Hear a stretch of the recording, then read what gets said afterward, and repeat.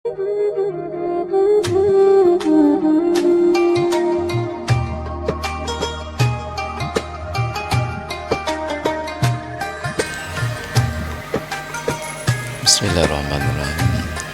Alhamdulillah. Alhamdulillahillazi amarana bittaqwa wa nahana 'anittiba'il hawa. Wassalatu wassalamu ala sayyidina Muhammadinil Mustafa wa ala alihi wa sahbihi zawil huda. Amma ba'du fa ya ibadallah, ittaqullaha haqqa tuqatih wa la tamutunna illa wa antum muslimun. Wa qala Allahu ta'ala fil Qur'anil Karim, Bismillahirrahmanirrahim. Qul huwallahu ahad, Allahus samad, lam yalid wa lam yulad wa lam yakul lahu kufuwan ahad. Sadaqallahul azim. Hadirin kaum muslimin sidang jamaah Jumat yang dirahmati Allah. Selaku langkah yang pertama, marilah sama-sama kita aturkan puji dan syukur pada Allah, karena Allah memberikan kepada kepadanya taufik dan hidayahnya sehingga kepadanya dapat hadir ke Nova Masjid dalam rangka kepadanya kerjakan sebuah perintah Allah, yaitu sembahyang Jumat secara berjamaah.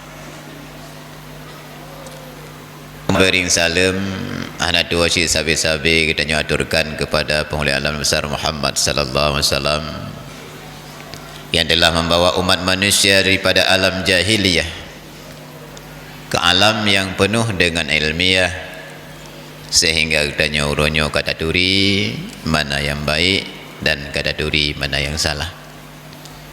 Oleh sebab demikian dianjurkan dalam agama katanya untuk selalu ingat kepada Rasulullah.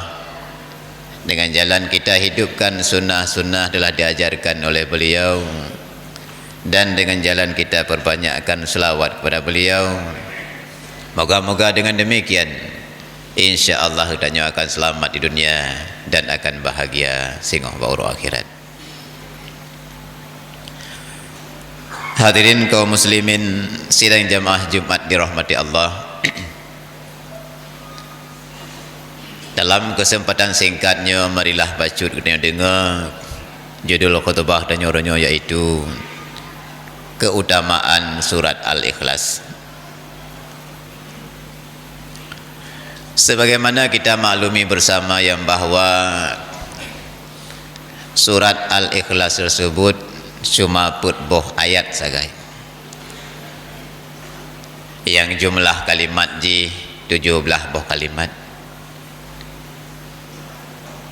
dan huruf ji 27 boh huruf,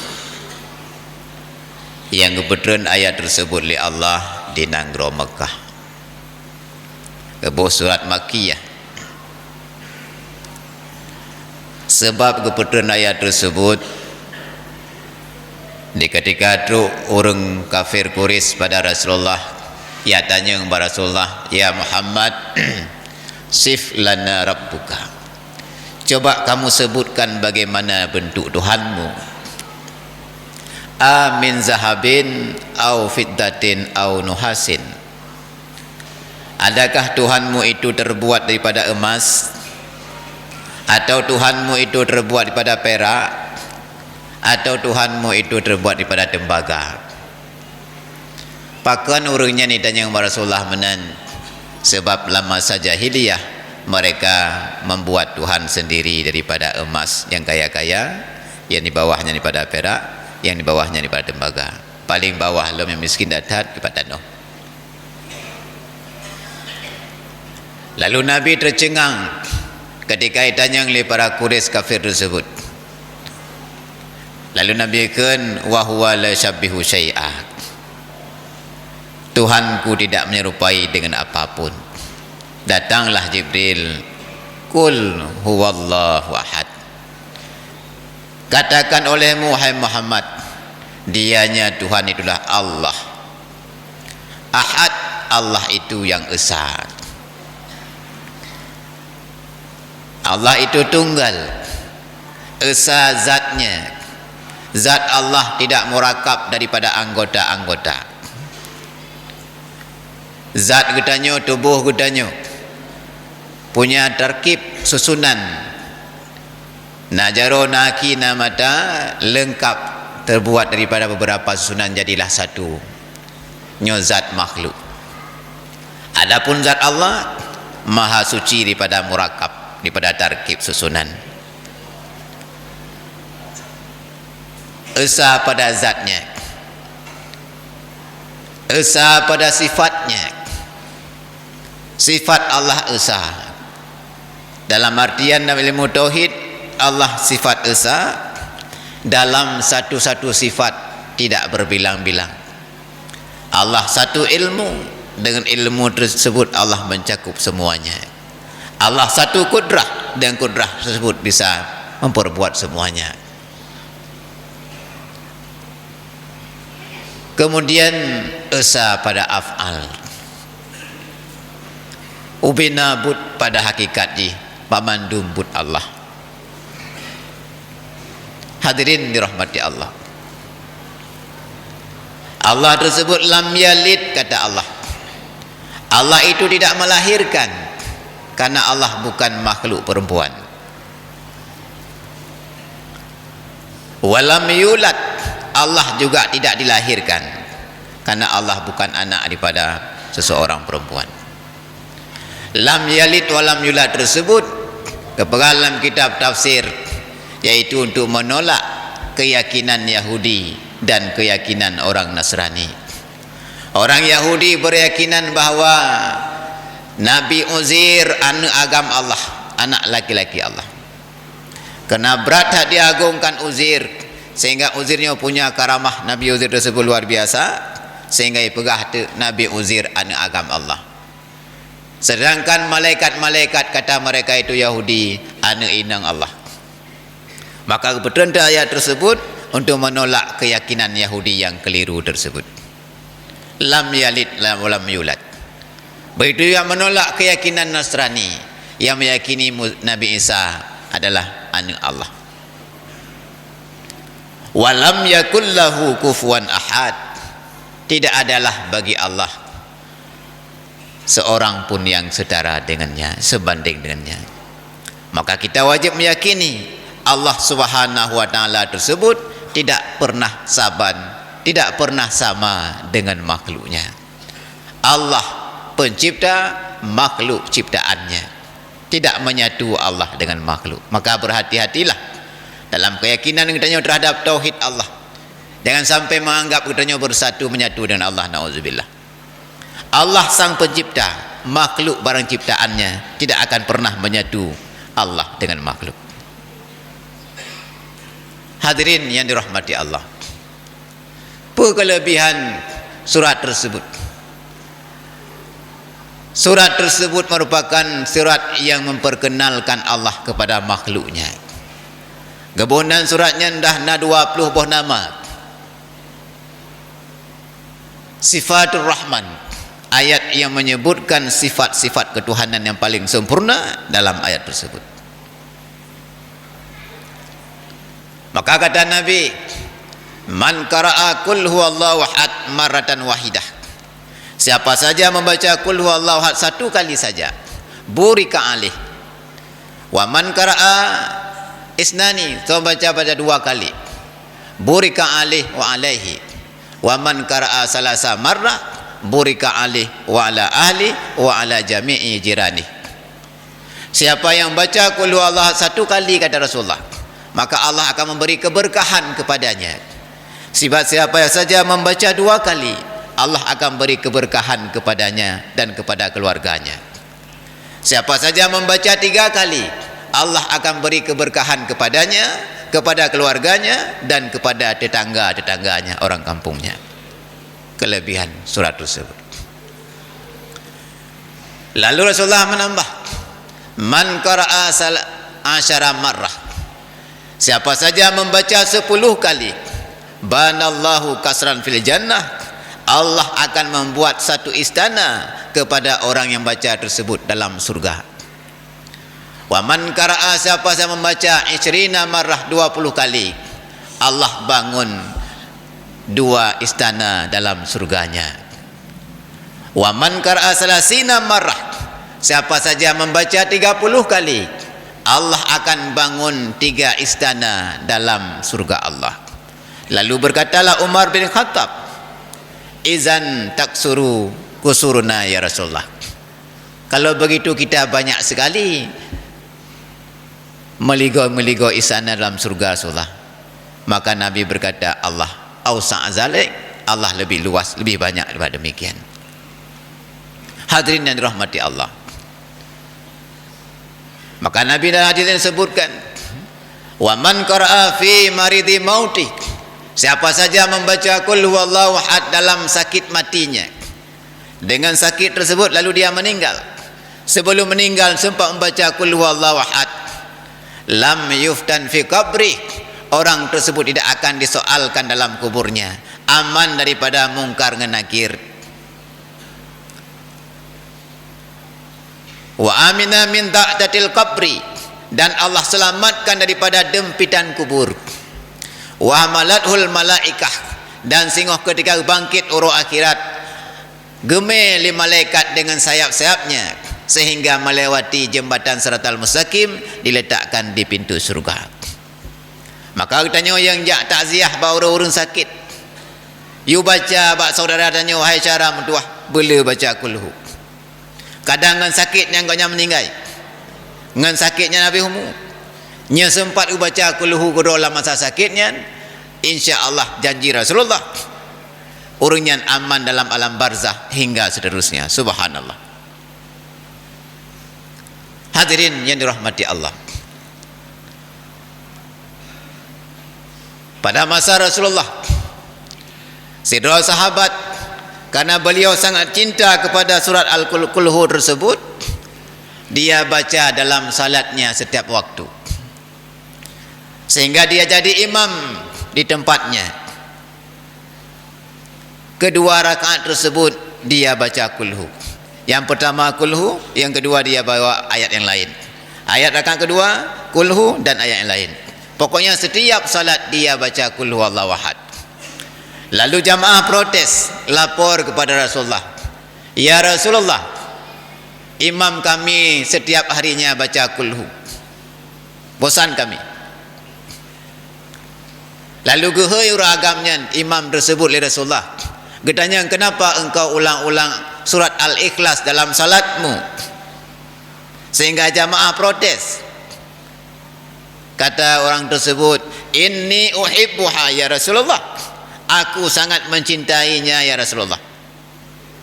Karena berat cinta lun ke surat tersebut, diannaha sifatur rahman, karena ayat tersebut menyebutkan sifat-sifat ketuhanan, maka aku sangat mencintainya. Maka aku sebut setiap salatku nama-nama Allah dalam ayat tersebut.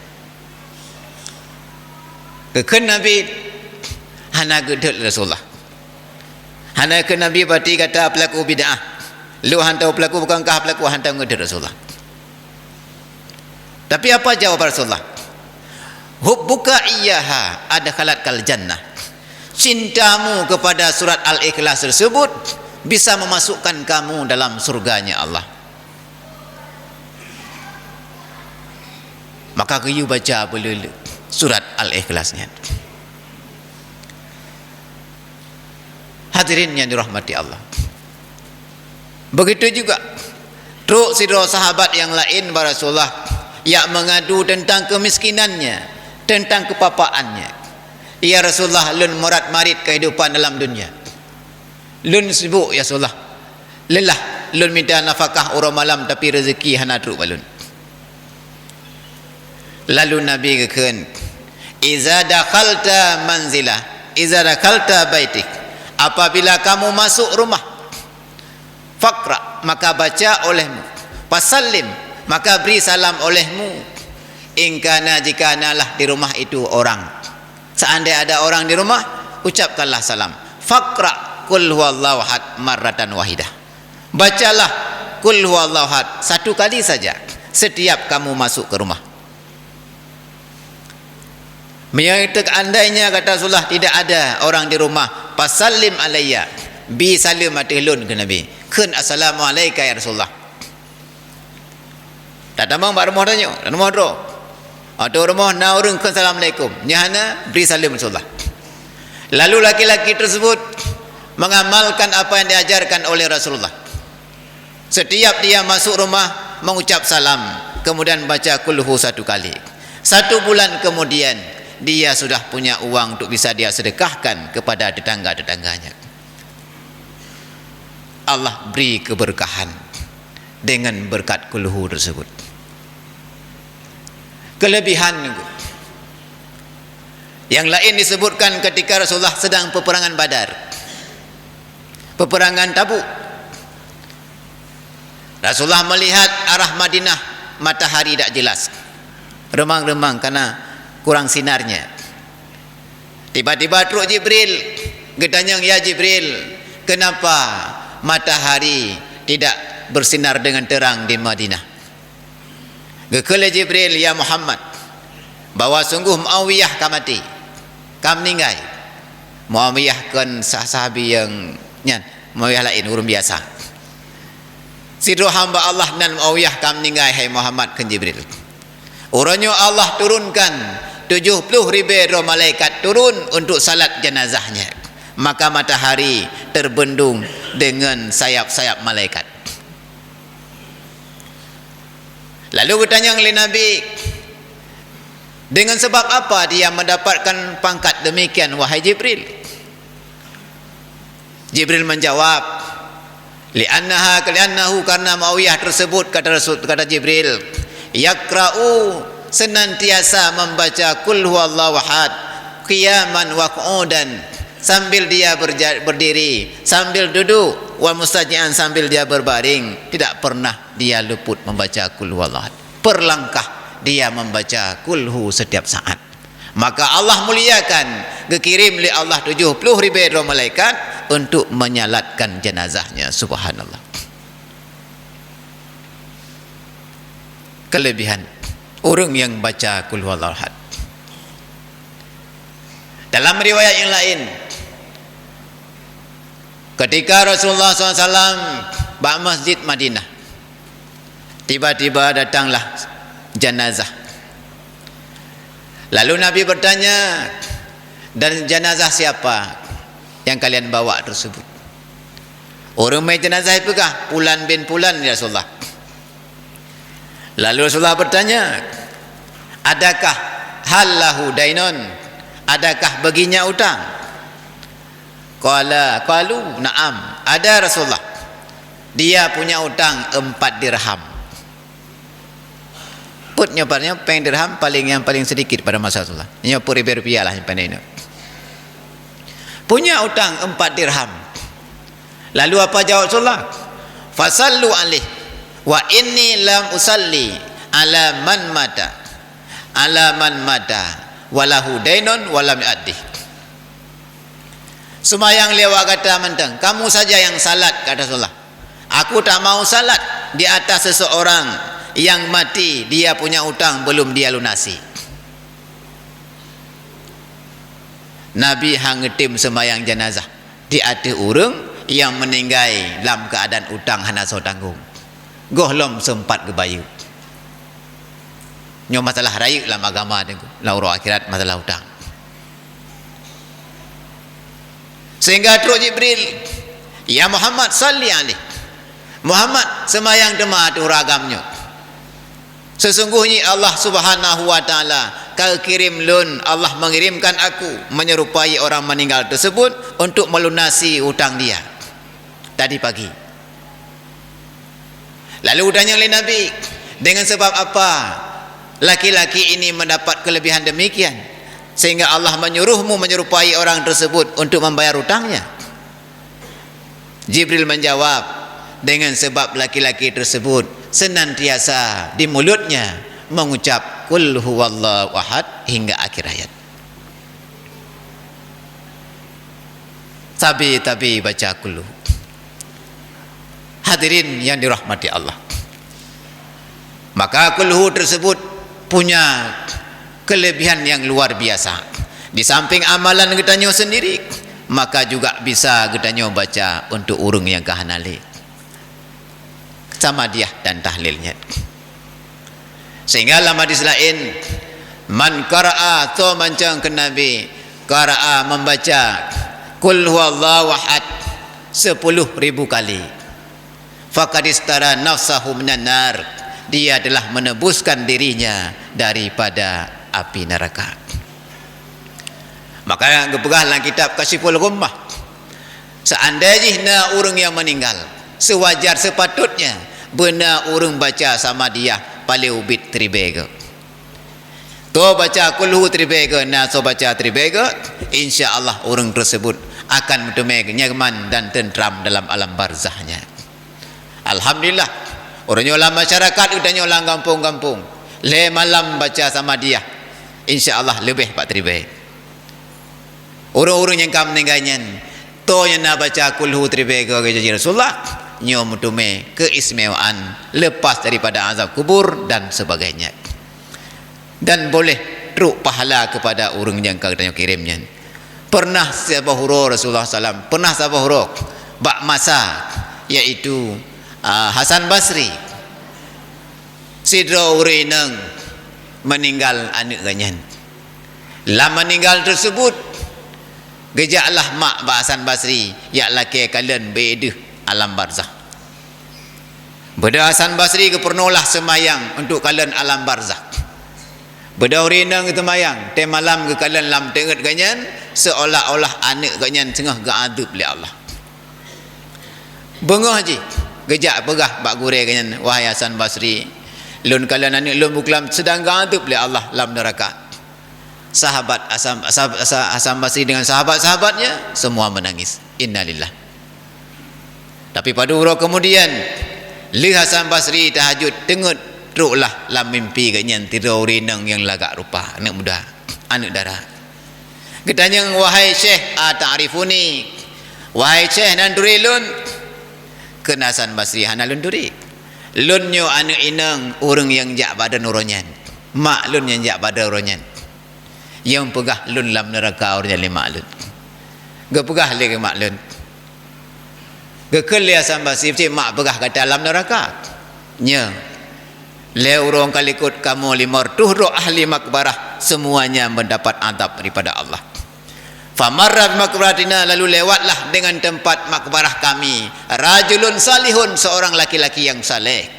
Faqara'a, lalu membaca qul huwallahu ahad 3 kali. Fa ahda ilaina, dia hadiahkan kepada kami, lalu Allah angkatkan azab kami semua di tempat tersebut. Coba engkau lihat bahagian saya yang Allah berikan surganya. Lalu terkejut Hasan Basri, keken subhanallah, ngelega kulhu bisa lepas orang daripada azab Allah. Duno berkah dan keramahnya surat kulhu tersebut. Tam laki Allah Subhanahu wa taala getanyo dalam hari-hari yang hana sibuk dengan kegiatan lain sambilan tajak, sambilan tadu irmoh, yaitu perbanyakkanlah baca yaitu surat Al-Ikhlas tersebut. Semoga Allah memberikan keistimewaan kepada getanyo sebagaimana Allah berikan kepada aulia-aulia Allah sebelum getanyo. Amin amin ya rabbal alamin. Etno kemantang nasihat singkat, moga-moga na manfaat. Hadanallah wa iyyakum ajmain.